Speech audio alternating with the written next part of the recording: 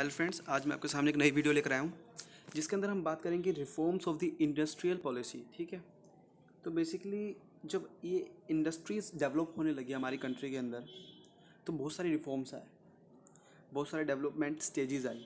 ठीक है, हम उसी के बारे में बात करेंगे। जैसे 1947 हम सबको पता है कि हम इंडिपेंडेंट हो गए थे 15 अगस्त। ठीक है, तो उसके बाद फर्स्ट टाइम 1948 में यूनियन मिनिस्टर थे जो मिस्टर श्यामा प्रसाद मुखर्जी, उन्होंने इंडस्ट्रीज़ को डिवाइड किया।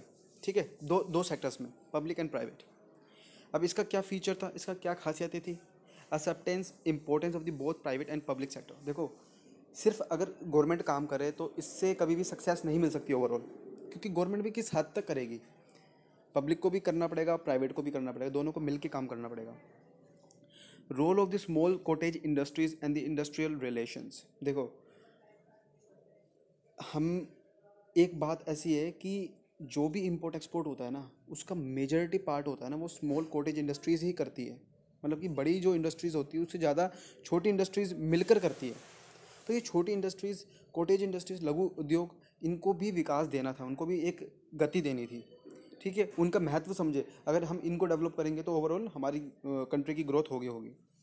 फिर 1956 में क्या हुआ, जो पॉलिसी आई उसका ऑब्जेक्टिव ये था कि speeding up the process of the industrialisation in India.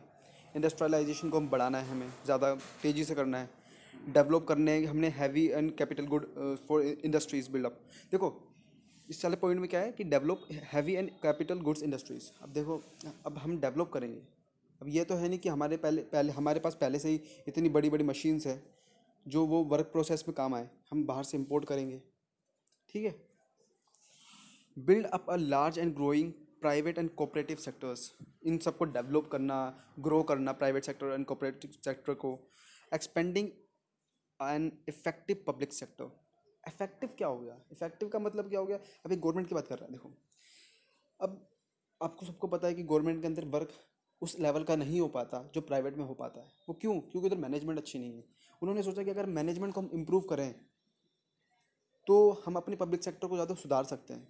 ठीक है, प्राइवेट सेक्टर तो है ही सुधरी हुई, उनको तो पता है प्रॉफिट मोटिव है, लेकिन इनका कोई एम नहीं होता, ये एमलेस होते हैं, सारे के सारे ढीले होते हैं। थोड़ा सा इनको भी इफेक्टिव वे में इनको एक्सपेंड करना, प्रिवेंटिंग प्राइवेट मोनोपलीज की नहीं क्रिएट हो पाए, क्योंकि अगर मोनोपली हो जाएगी तो कंपटीशन नहीं होगा, कंपटीशन नहीं होगा तो नहीं कोई इनोवेशन नहीं आ पाएगी, और अगर कोई इनोवेशन नहीं होगी तो डेवलपमेंट रुक जाएगी, स्टैगनेंट हो जाएगी। ठीक है, achieving overall balance growth, simple सी बात है। 1991 में क्या हुआ, अब इसकी बात करते हैं। जो 1991 में चेंज आया, एक हमने एलपीजी पॉलिसी को अपनाया, अपनी सारी पॉलिसीज़ को लिबरलाइज़ किया, प्राइवेटाइज़ किया और ग्लोबलाइज किया। क्यों करा, इसकी ज़रूरत क्यों पड़ी? देखो क्या हुआ था, 1971 में क्या हुआ था, कोका कोला को बाहर भेजा था, जो 1991 में वापस आया। क्यों भेजा था वापस बाहर हमने? कि ये फॉरेन कंपनी थी, तो हमने कहा था कि हम स्वदेशी ब्रांड को ही प्रमोट करेंगे, तो आप जाओ उधर से। इसके ऑब्जेक्टिव्स क्या थे? Minimize the bureaucratic control of industrial economy in India.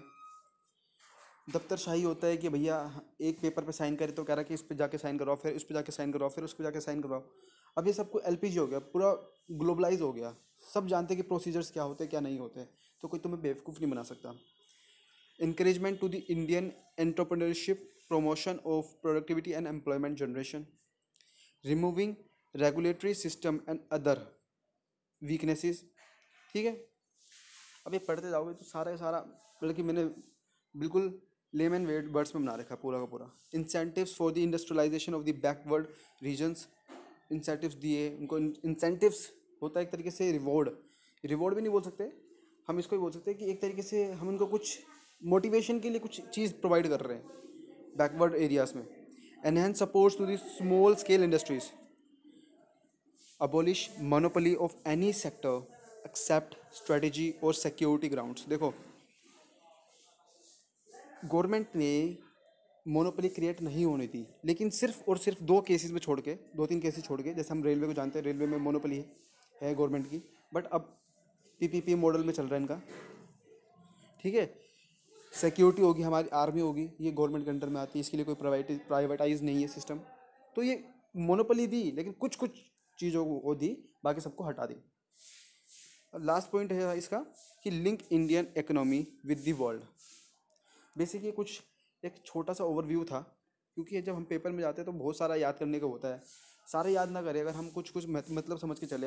अब इसमें कुछ ना कुछ पॉइंट्स अपनी तरफ से ऐड कर सकते हो कि जैसे कि श्यामा प्रसाद प्रसाद मुखर्जी के बारे में बात करी हमने, कुछ पब्लिक सेक्टर्स के बारे में बात करी 1956 के अंदर, अब कुछ थोड़ा बहुत ऐड कर सकते हो, लेकिन बेसिकली ये सारा ओवरव्यू था, क्योंकि ये चीज़ें याद रहती हैं। अगर हम इसी को थोड़ा सा अपने तरफ से डेवलपमेंट मतलब कि थोड़ी अपनी तरफ से अच्छा बनाकर आएँ तो इसमें काम बन जाएगा अपना। ठीक है, चलो ठीक है, थैंक यू वेरी मच।